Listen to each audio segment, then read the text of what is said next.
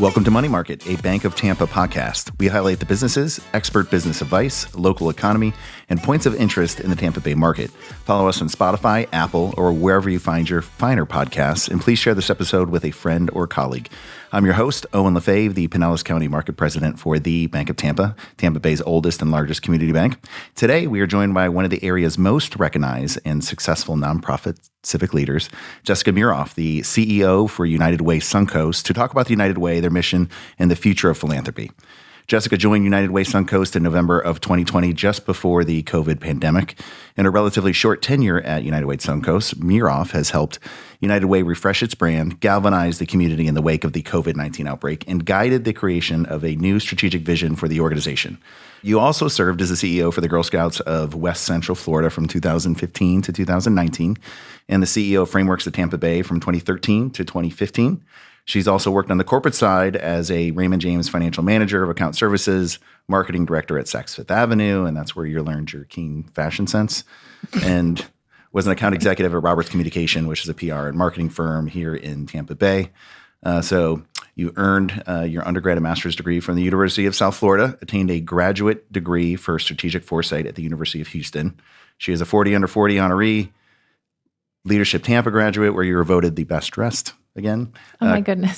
Co-founded Emerge at the Tampa Chamber of Commerce, which is the Young Leaders Program, the Tampa Bay Business and Wealth Woman of the Year honoree, quite an honor.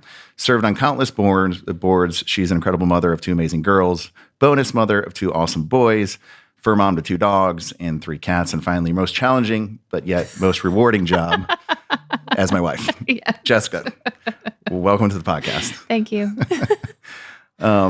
So first question, during your acceptance speech for Businesswoman of the Year, you said I was the sexiest man alive. Please elaborate. Are you really asking me this question right now? Okay. We'll be serious. So we're here to talk about United Way. And so a lot of people, I think, when they think of United Way, they think of the partnership with the NFL. But that's the national office and not necessarily the local office. Is that correct? Yes. So what is that relationship? Why is it's so well known? And do you have any benefit locally from that relationship? Certainly. I mean, all of our NFL teams are tied to their United Ways and support, whether that be the organization or the players themselves. So the Tampa Bay Buccaneers, a wonderful United Way partner, whether that be in volunteerism or as donors, as corporate partners. We see that across the country. And I think, I don't want to get too ahead of myself, but it does feel like the sports teams here in general have a great relationship with the United Way. Is that fair to say? That is very fair to say. The Lightning, as well as the Tampa Bay Rays, all three of them are terrific and wonderful partners. Okay. I asked about the NFL, but I didn't want to leave out our other valuable sports franchises. Absolutely. They are core partners. In fact, the reason why we have a neighborhood center in Campbell Park in South St. Petersburg is because of a partnership with the Tampa Bay Rays. So, the Tampa Bay Rays in particular are really great neighborhood builders and partners, and we highly value that. And where you got to throw out the first pitch? Don't. Yes, I did. One of the most nerve-wracking days of my life. Yes. You did great. I lost sleep over that. Okay, let's start maybe a bigger picture. Sure. For those that are not familiar with the mission of the United Way and the work that you do, can you please explain that for people? Sure. United Way brings people, advocates, donors, volunteers, our community together to create a community united to create better opportunities for all. We really work to bring nonprofit partners together, corporate partners, our local governments, to make sure that we are implementing programs and providing services that give people, families, the freedom to rise.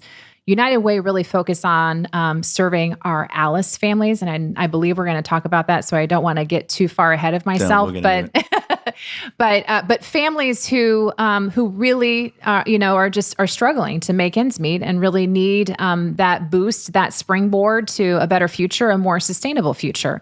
And we focus in three primary areas of early learning, helping our little ones make sure that they are reading on grade level, which is one of the most critical benchmarks a human could have for their future success in life.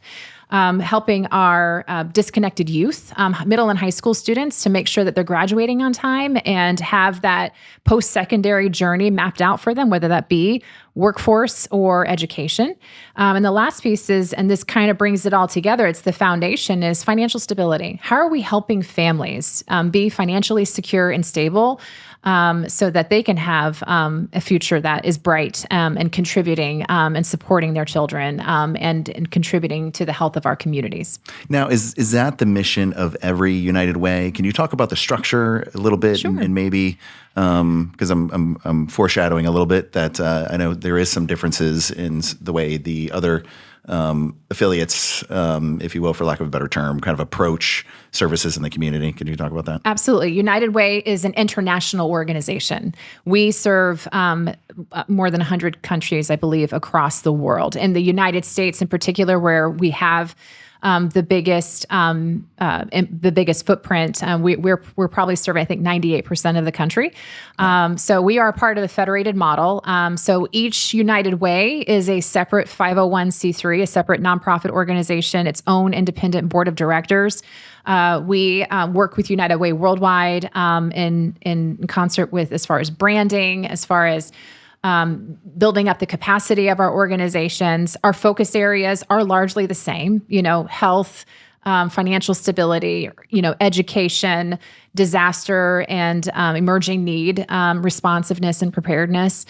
So you'll see that as a common theme among United Ways across the country. I think there are nearly 1,000 local United Ways. So we are all over the place, and we are of many shapes and sizes too. I mean, I've always said it, when you've met one United Way, you've met one United Way, because that's the secret sauce, is we are so focused on what our community needs, and what is needed in Tampa is different from what is needed, say, in Cleveland, Ohio, and that United Way is going to be responsive to those community needs, and so that localness is what really makes us really special. So the structure gives you the ability to truly assess the community's needs and change and adapt based on what those needs are. Absolutely, yes. Okay, fantastic. How do you navigate the challenges of fundraising to support all the initiatives that you have? So so the theme of this podcast is money market. So in Tampa, we've got a lot of growth. With growth also comes challenges, and we know there's a portion of the community that is being left behind, the Alice community. We'll get into that, but how do you navigate the fundraising piece? So it's relationships. It's providing opportunities for stakeholders to get involved in our mission, and then that translating into giving of their treasure to support us. United Way is very fortunate because we have such strong corporate partnerships, including the Bank of Tampa, who do workplace campaigns. That has long been a tradition of United Way, and we still very much so have these relationships that we very much treasure in place. But we're doing even more to directly connect with our donors so that they can clearly see the impact that they have when they invest in United Way. We talk a lot about, when you invest in United Way, that donation has exponential impact because United Way is a partner, we are a convener, we are a leader, and we are bringing the best organizations together to help tackle these community issues. So it's not just United Way doing the work. In fact, we never do the work alone. It is always in a collective impact model. So when you're investing in United Way, you're actually investing in partnerships with more than 400 nonprofit organizations across our region. Can you elaborate on that a little bit? Sure. So, does United Way do any direct donations or provide any direct care, or is it all through other organizations? It is all in partnership with other organizations. Even in our direct services, United Way Suncoast, we have neighborhood resource centers in neighborhoods of need in Sulphur Springs, Campbell Park in South St. Pete, and North Greenwood and Clearwater in Pinellas County. These are physical buildings and locations where we have staff who are bringing resources together to support those communities. So those communities can walk to these centers and They can have access to a computer lab. They can have access to workforce development programs. They can, when we have our VITA season, our volunteer income tax assistance program, they can get those services. And we have United Way has staff that brings all of our partners together to deliver those services, but it's not just us delivering them.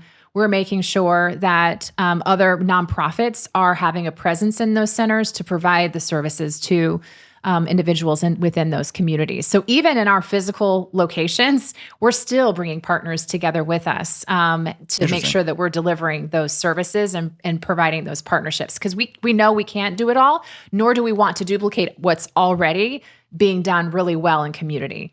So United Way identifies where the gaps are and then brings the right partners to the table to make sure that we're working in concert together to address those needs. So out of those 400 partnerships that you have, how do you decide as an organization who gets funded, who doesn't? Because, I mean, the reality is there a limited pool, there's high demand. Sure. I can imagine it's a very challenging process, but can you talk a little bit? Yeah, absolutely. I mean, a year and a half ago, almost 2 years ago, we had our community investment process, which has 98 volunteers as a part of it. So we have experts. I have volunteered for that before. Yes, thank you.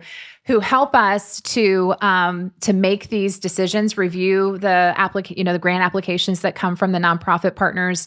That how do they align with the outcomes that need to be achieved within the community? And so we have this great coalition of volunteers, very educated and experienced volunteers, to help us make these decisions. And then our board, of course, approves them.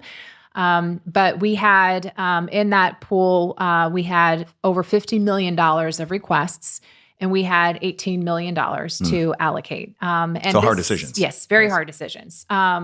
And what United Way, how we approached it in this last investment cycle was we had been doing our investments on an annual basis. So our nonprofit partners were having to complete a grant application every year, going through this process, and then we'd allocate, and then we'd start right back all over again. What we're tackling in community can never be solved in 1 year increments. So this time we said we're going to have a 3-year partnership. That way we are saying to these nonprofit partners that we want to go deep with you. And we're learning a lot in this. We're just into year 2 of this 3-year commitment, and we are learning that we can go deeper, that we can ask better questions, we can get better data, we can be a better capacity builder and a technical assistance to our nonprofit partners. So that's the majority of the funding that we put out into community and through that community investment process. But then we also have our United Way led programs that, again, with partnership, our volunteer income tax assistance program. We have Bank On. So we are the largest convener of promoting safe and affordable banking products for the unbanked and underbanked. So we work with a coalition of banks in the area to offer those products. We have financial coaching. We have our neighborhood centers. We also fund 211, which is a critical information referral service for anyone who has needs in community. So that's a little bit of flavoring of just the breadth and depth of what United Way does. And then we received a phone call 2 years ago, or I guess maybe 3 years ago. Gosh, it is 3 years ago, from philanthropist Mackenzie Scott, who said she wanted to give us $20 million. You were sitting on the couch watching football. We were. I don't remember what football game it was. I thought it was fraud. And I'm like, I just got to take this call.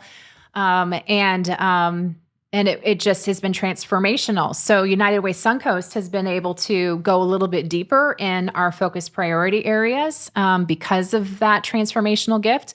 We acknowledged that as a community gift. So we said, how could we best invest those dollars to address issues in our community? And so three big things that are well underway and just having amazing success was one, we immediately stepped up to help address the housing affordability crisis. When rents were skyrocketing, we dove in immediately to making sure that we could keep families in their homes. We helped more than 6,000 families and kept more than 90% of them either in their homes or finding new sustainable housing. And it was all about navigation. It was not about duplicating funding. It was actually getting them access to resources that were already in community based on the American Rescue So you Plan. weren't paying rent? Nope. No, we were. In some cases, we were if they fell above the threshold, the federal thresholds, but below. But below the ALICE threshold, there was a gap there. So we filled that gap. But by and large, no. We brought down millions of dollars back into community to help keep these people in their homes. Amazing. Yes. We're going deep on early learning and making sure that children have quality environments to have early education before they enter kindergarten, and helping those teachers develop the skills and supporting those teachers in those environments. So that's been another piece of this. And then the capacity building of the nonprofit sector and building up better capacity around data.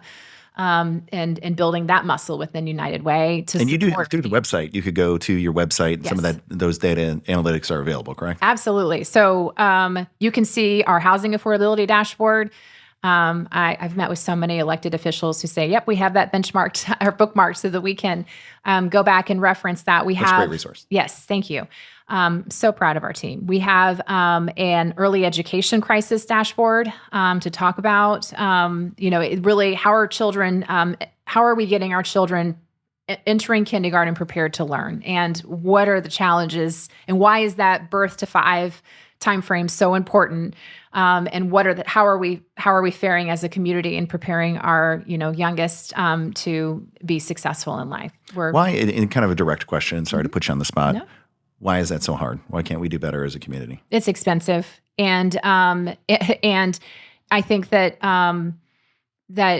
it maybe also lacks understanding, right? So I don't know how many people actually realize that 90% of a person's brain development happens before the age of 5. And with the infusion of technology, like how often are we speaking to our babies and our children? And education, childcare is, I think, and the stat is something like it costs just as much to send your child to an early childhood care site as it does to send them to a public university in the state of Florida. It is incredibly expensive. And so a lot of families cannot afford it. So it's an affordability issue, a big time. That's probably one of the biggest challenges. And that's a workforce issue. Sure. If your employees can't afford to be able to send their child to a quality childcare center, they cannot afford to work where at your business. So how can we tackle that issue? And then just access, right? So if we think about voluntary pre-K, number one, it's voluntary, and two, it is a half day. So again, working parents, I can't hard to juggle. I can't leave just before lunchtime to go pick up my kid and spend the rest of the day So I think I'm mentioning a lot of little things. So it's a lot of little things that add up. It's complex. It's complex is what you're saying. Absolutely. Yes. So we've teased and we've talked about. Oh, and not sorry. Yeah, please jump in. And I feel like we're at home. No, and how many and how much our teachers are paid. That is not a livable wage, especially for early childhood care centers and providers. These are individuals making $12 and $13 an hour. It's just not a livable wage. And so imagine they fall into the Alice family category. Yes. So let's Our talk about that. teachers What are Alice families? So Alice Families, that's an acronym that stands for Asset Limited, Income Constrained, Employed. So these are individuals who are working but do not earn enough to be able to afford a basic household budget. This is a research study that we produce every other year, and this is in coordination and in concert with United Ways across the country. I think 20-something states have the ALICE report. We bring in research experts to help validate our data and make sure that what we're producing is on target and also specifically for the benefit of our states and our communities. But this is very granular data. We get down to the zip code. And this helps us in our work because we want to make sure that we're meeting the needs of the individuals who need us the most. So what we do is we calculate how much it costs to be able to afford a basic household budget in that zip code. And so it's rent, utilities, basic phone plan. Which that's all very local stuff. So the granular aspect of it in the zip code is very helpful. Is very helpful, yes. if childcare, food, health, all of that is included in there. And we break it out by, single-headed household, single household, senior, dual household with 2 children, 1 child. It's broken up by different household types. And so we have that threshold of what that bare minimum budget is. And that's no savings. Mm-hmm. That's no savings. That's just to be able to afford to get by. And if you saw these the folks numbers, are literally so paycheck to paycheck. Paycheck to paycheck, yes. And so if you saw some of these numbers in there, you can see that they are very conservative. Like you're going to be like, I don't know that I could find an apartment to rent for $1,200 for a family of 4 in this area. Like that's, and so if you look at a family of 4, 2 adults, two children, in Hillsborough County, they have to earn $88,000 a year to be at the minimum of the ALICE threshold. And so what percentage of households in the area are ALICE families? Thank you for keeping me on task.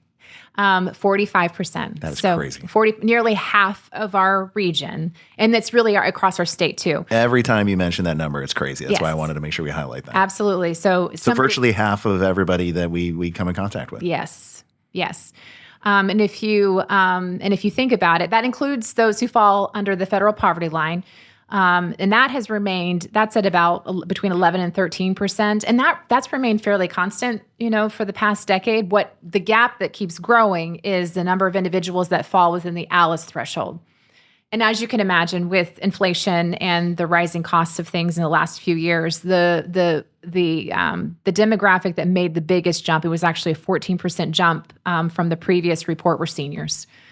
And so we just use that report to really illustrate, who's struggling in our community, because I think we have perceptions about who that is. Yeah. And maybe the perceptions don't include somebody working 2 jobs, somebody working their tail off to be able to afford to live.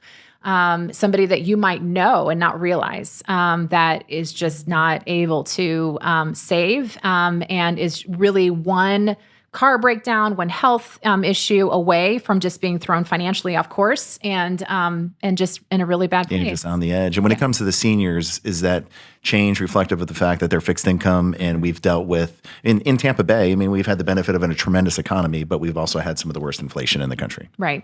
Yes, it's fixed income. Yep. And housing costs, all of it. So what resources are available for ALICE families? Oh, so many. We have, I want to start with our volunteer income tax assistance program, because that really is, helping these families so they don't have to go to pay to have their taxes prepared. They're being prepared by expert volunteers and many of them who've been doing this for years. To really help them, making sure they're maximizing their tax credits, and then also connect. Just don't have a tax liability. Right. End up in jail. Right. and then connecting them to other resources. When you're going through that conversation with somebody of looking at their taxes, you can also identify and figure out where we need to make referrals to and connections to other resources. So we did nearly 9,000 tax returns last year, bringing more, I think, $12 million back to this community. That's for amazing. These. Some of those returns are life-changing for these individuals. And so that's a really important service. We're expanding that this year thanks to a state appropriation. So thank you, State of Florida. That's one program. Our early learning programs are really helping our children make sure they have quality access to quality education and supports, and then also helping those parents with the same skills and resources that they need to provide that support at home beyond the classroom. And then the workforce development training, we run and I'm just giving you a few different examples, but we run cohorts of CNA and phlebotomy classes. And the way that we approach this, again, in partnership, is it's not just the certification that they're earning. It's really understanding the full picture of what that student is experiencing in life and making sure that we're connecting them to other resources so that when they graduate from the program and get that job, which they all do, that there's nothing else that's going to be a barrier to them being able to keep and sustain that job. So that's really important. Absolutely. And then of course, 211 and our crisis services. So, we do a lot to help stabilize families and address when they have things, because as Analysis family does, I just talked about, one circumstance away from dire circumstance, having dire consequences to their financial stability. So we do offer programs is when a family does become in a crunch, we work with other partners to help give them access to resources to help get over the hurdle for them. So that's a service that sounds like it's absolutely critical. It is very much so. This is why all of our partnerships with our nonprofit partners are so critical, because they're in community reaching and serving these families, and we're making sure that we're sharing the best practices, sharing what we're learning, so that we can, and that navigation piece, right, of really reaching families so that they know what support what resources are available. Yeah, because sometimes you don't. That's probably the hardest part, because you don't know what you don't know, right? You don't know where to start. Many times you have to tell your story, 10 different times. You have to do this work of trying to get resources during business hours when you probably have a job that you need to keep and keep working. So it's really, really difficult to have a life where you're like, man, I have so many challenges. I need support and resources, but I have to keep my job. I can't get access to these resources because of these different barriers, and because I have to hop around to different places. And so that navigation piece is something we have to tackle. We need like a Tampa navigation chat GPT. Like, here's my issue, and it's like, these are the things you need to do. These are the resources and places you need to go to. Okay. That's coming. Well, maybe this is a good transition then. So you identify as a cougar. University of Houston Cougar. Yeah, sure. Yes. University of Houston Cougar. Goodness. Where you went there for strategic foresight, which is my face so red. Fortune telling. Fortune telling? Yes. It's not strategic foresight. No. What is it? It's not fortune telling. Tell us what it is. Oh my goodness. No, foresight is not about fortune telling. Foresight is about expanding your lens of the future. So it is about identifying the various possible scenarios for the future and all aspects and shades of those scenarios. So collapse, right?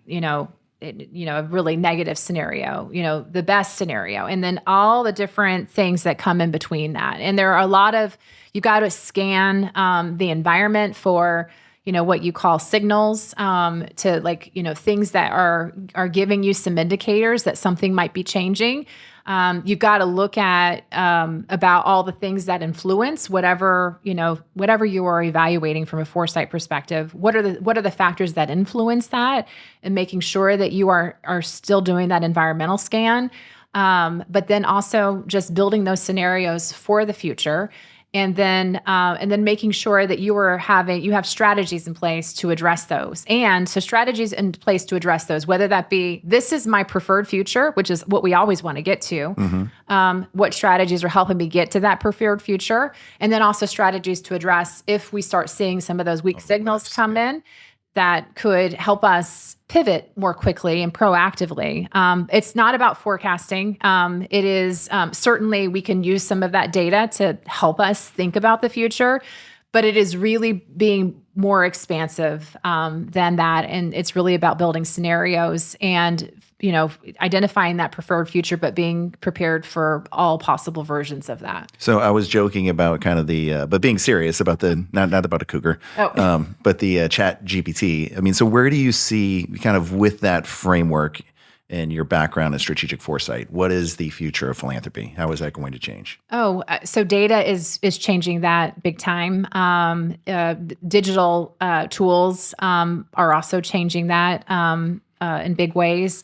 So we have to start looking at how we can really harness technology to help us with tackle some of these issues. So like 211, for example, they are incredible. I mean, they are the ones keeping a database alive of all of the resources in a community, so that if anybody calls and they have a particular need, they're the ones maintaining that database of connections with those organizations that are providing those services. They're also getting a lot of rich information from our community about what the community needs are. And so taking that, that model of I'm calling in because I need support and services, and I'm being provided referrals to where I can go get those support and services. How can we even take that to a new level of I can just go online if I need support and services and figure out within my zip code where I can access those. So we're doing a lot of things at United Way where we're mapping things out in a community. Like with Bank On, our Bank On program, we mapped out banking deserts within our community. So we can see where communities don't have a bank that they have easy access to. And that's a problem. And then with, using technology, we can see where are there, food deserts? How are we mapping all of these things? So we can see where we might be able to have maybe some, because you can certainly have some predictive analytics that come with that when you're able to overlay the gaps in communities with, what the needs are, calling into 211, what those support and services are so that we can maybe more proactively address things. There's also some other, really cool tools, I think in the future as far as like benefits cliffs, right? So, we have individuals within our community who are so it's really great that we are able to offer benefits for, like childcare and healthcare because of their income threshold. But then there's a point they get cut off. So they can get a 50-cent raise and then they lose hundreds of dollars of benefits, and it totally eliminates that the benefit of that raise. So how can we design more flexible programs that help get people over that hump of I got a raise, but I'm not going to fully lose all of my benefits. And it gives me over the 2 to 3 years that it takes for me to continue to grow in my career. And then I can keep being, that sustainability, but I'm not falling off the cliff. Gosh, and I have to imagine some people when you're faced with that situation, given the structure of some of those benefits, that they're like, I don't want the raise. Exactly. And so then they never see the way beyond where their current condition is. Yes. That's heartbreaking. I mean, that's just those are real life decisions that people have to make. And if I can't imagine being a mom, and having childcare support, or healthcare support, and saying, yeah, I really want that raise, but I'm losing so much more that is benefiting my family. And how do you? You can't. It's a tough, impossible decision to make. So how can we? So it's really about data. How are we using data? The predictive analytics piece. How are we? Just really transforming digitally to be more efficient and effective and get faster and giving support and services in our community. And then for me, I really want to see how do we even take that further with our donors? Like, how are we demonstrating their personal impact in our community? So something we're working on is our social return on investment. So when you give a dollar to United Way, what economic impact does that have in the community? And how can that be visualized and seen through our data? And so that's something that we're producing so that our donors can see every time they can see their total donation, but they can also see the impact. One final question. Yep. So as a leader in the nonprofit space, what advice would you give to someone who wants to make a difference in the community, getting more involved with philanthropy? It's kind of a huge world with endless choices. What advice would you give to somebody? So as a philanthropist or as a job, like as a career? Why don't you do both? Oh, okay. Well, I think that our nonprofit sector, which is a huge sector in our nation, especially in this region, there are some incredible careers in philanthropy. We provide some of the most critical services to those who need it the most. And we really need the brightest and most innovative minds to help us tackle these issues. So I couldn't recommend more highly joining and being a part of the nonprofit sector and building a career there. That's been the best decision I ever made in my career. And then as far as philanthropy is concerned, gosh, there is no shortage of impact. In fact, I had a board member ask me, so when would you think that your mission was going to be achieved? Right. And that's a great question, right? Like, ask Feeding Tampa Bay. It'd be awesome if you could just put a date on the calendar. And Feeding be like, Tampa Bay, nobody's hungry. Yes, that would be awesome. For United Way, I was like, never, right? Because I can't imagine a world where there are no problems or challenges, right? And United Way is all about tackling the tough challenges and problems in community. And we're always going to be showing up for that. We've done that for 100 years. We're about to celebrate 100 years of support and service to this region. Congratulations. That's amazing. Thank you. Very excited. And we're going to do that for 100 more. Like, our mission is evergreen. It's always about uniting people to create better opportunities for all. Right. United we rise. United we rise. United we win. All right. Anything else you want people to know? If there's one thing that I would want people to know is about our centennial and joining us in celebration. We're this year celebrating 100 years of service, and we have a lot of centennial events happening across the region that would love to have the community out celebrating us and learning more about United Way, because I think that our community everybody knows who United Way is. It's high brand recognition of the name, but really truly understanding what we do and how we support families. In this last year, we helped more than 400,000 individuals. That is the piece where we do so much, and having our community understand why investing in United Way is so important, because of the depth and breadth of how we support. So we bring together so many nonprofits and community. It's a really high impact way to give your philanthropic dollars. But I also say, just get involved. So whatever it is that you're passionate about, there's no end to the opportunities with nonprofit organizations to give. And we desperately need great talent, donors, volunteers, people who care about our mission to help us continue to do the good work that we're doing in community. Well, now that you've been on Tampa Bay's #1 podcast, everybody's going to know what United Way does and the breadth of involvement in the community. But so, Jessica, if people want to find you, where can they find you at? They can find us at our website. UnitedWaySuncoast.org is probably the best place. We have a lot of great resources there, from podcasts to, we have our own podcast, so you have to be number 2. I'm sorry. The Freedom to Rise podcast. We have the Suncoast snapshot videos. We have our dashboards that you just talked about. I mean, United Way Suncoast is a wealth of information, as well as just such a great, impactful organization in our community. So our website's the best way to reach us. Thank you for coming on Money Market. Thank you.